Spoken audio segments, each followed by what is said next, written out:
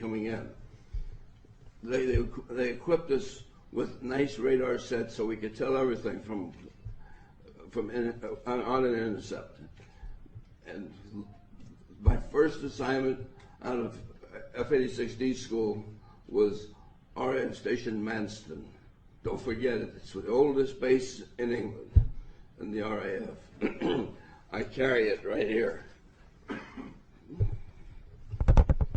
Bottom line, we finally became combat ready. We went down to Tripoli, Wheelers Air Force Base, fired rocketry, so we got pretty damn good at shooting down whatever it is that's going to come and get us. So they sent us back to England, and we became combat ready, which meant we were going to share with the RAF the defense of Britain during the Cold War years. The reason they sent the F-86 over there is because none of you have to fly weather like they have in England, but they have it from the ground up at infinity, and it's a solid. It's what they call a piece of fog. I had a Buick at the time. I couldn't see my hood ornament most of the time because it was just that bad. Anyway, they selected us to sit alert, and we sat alert. We were sitting on the end of the runway. And mind you, the runway at Manson was a recovery base for all the bombers in World War II.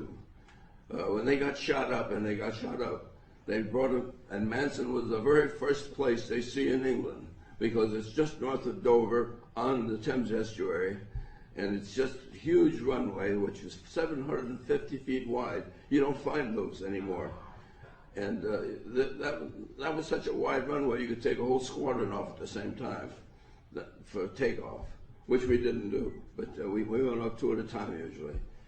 But the bottom line was we were sitting alert, and sure enough, the klaxon goes off, and we're scrambled. And we had a kind of a deal amongst the fighter pilots. The first one to the runway is the lead. I elected to be the first, and I got there. Anyway, when I got there and took off, they scrambled me. They said, heading in 020, and they gave us the frequency of GCI and said, contact GCI when you're airborne. I did. And when I did, and mind you, I was only 25 years old.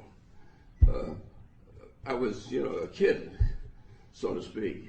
But when I talked to the GCI, we're going to warn you, we're going to have a hot mission. You will have to fire all your rockets. Select 24. That's all the rockets we had, 24. And that ever scared the hell out of me. Anyway, I reached down, selected the 24 rockets like they said, and then I said, this is serious. I'm going to go through the authentication procedure. Please give me the authentication code. Because when I was USAF on an RAF mission to shoot down whatever it was I was going to go after.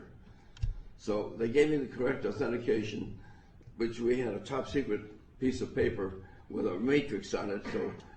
So depending on the time and where you were, you go down and you get 3 letters, ABC, and then come back XYZ or whatever it was, because I sure don't remember. I was so spooked.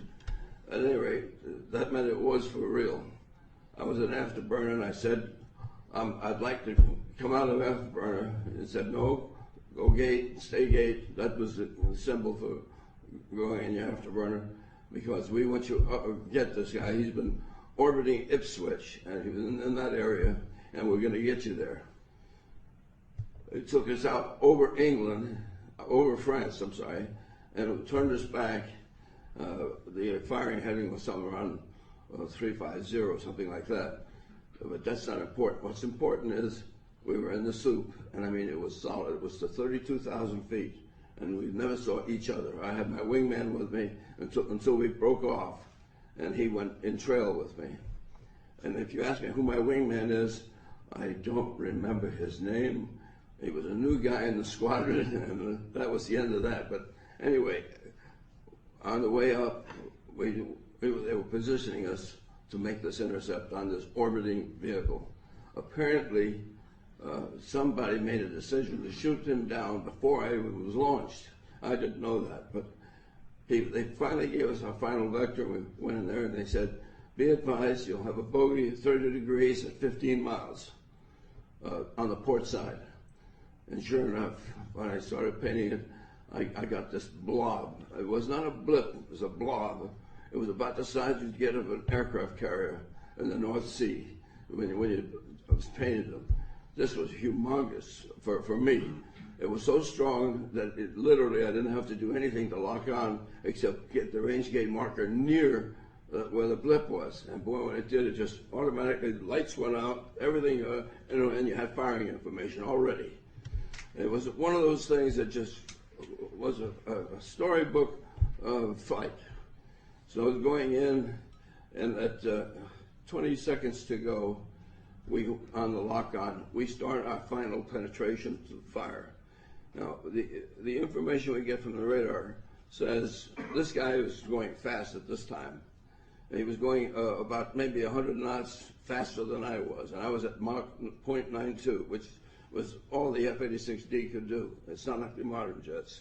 But anyway, as I was going in, and I had a strong, good steering information, I was expecting what we call the last phase, the phase 3, where you get a line, all the circles disappear, and all you have to do is take a little dot and put it on that line and keep your finger on the damn trigger.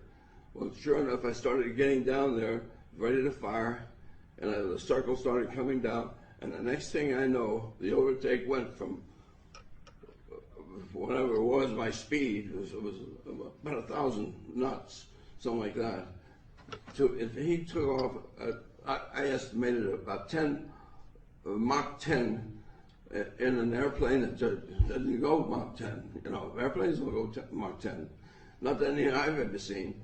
And this was never made by a human being. This was something that was totally different. I've never seen. He could do things that I couldn't do. He could stop and start and keep going and everything else. But he took off. And he took off, and in 2 sweeps on the ground, he was off their scope. He was off my scope sooner than that. But as soon as that happened, the mission was over, and I couldn't fire. So on the way down, the GCI controller says, contact us on the landline. We have very important information for you. I said, Roger.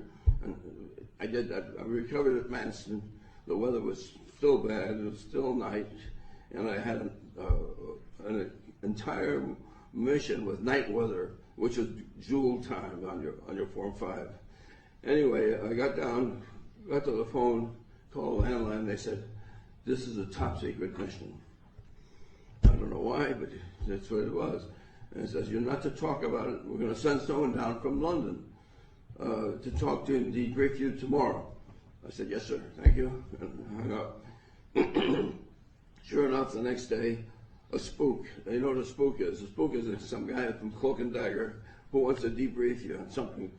I don't know what the hell it was. You know, well, I'm going to tell him. So anyway, he says, I want you to know this is a top secret mission. You're not allowed to tell your commander or anyone else anything about this, or we will take your wings away. You know, when you're 25 years old and you want to start flying, you don't want to hear that. So I put a zipper on my mouth, and that was the end of that. I could never talk about it again until Nick Pope's people from the Ministry of Defense, they call it MOD, M-O-D, like our DOD, exposed all of their data on October 21st. I remember because I got a warning from a friend of mine in England that I would be exposed on my mission on October 21st. Sure enough, the phone started ringing. It rang for 4 days, non-stop. This is the London Times, this is so-and-so, ABC, NBC, name it, this is CNN, and so on. Anyway, make a long story short, I'm now able to talk about my experience that I just told you about. Now, I know nothing about it. I held that from my father, who was 121 years old if he was still alive. But I never could tell him about that. Anyway, I'm sorry, the whole recollection, it's such a relief to let me know that I can talk about this. Okay. Are you okay? You okay? Huh?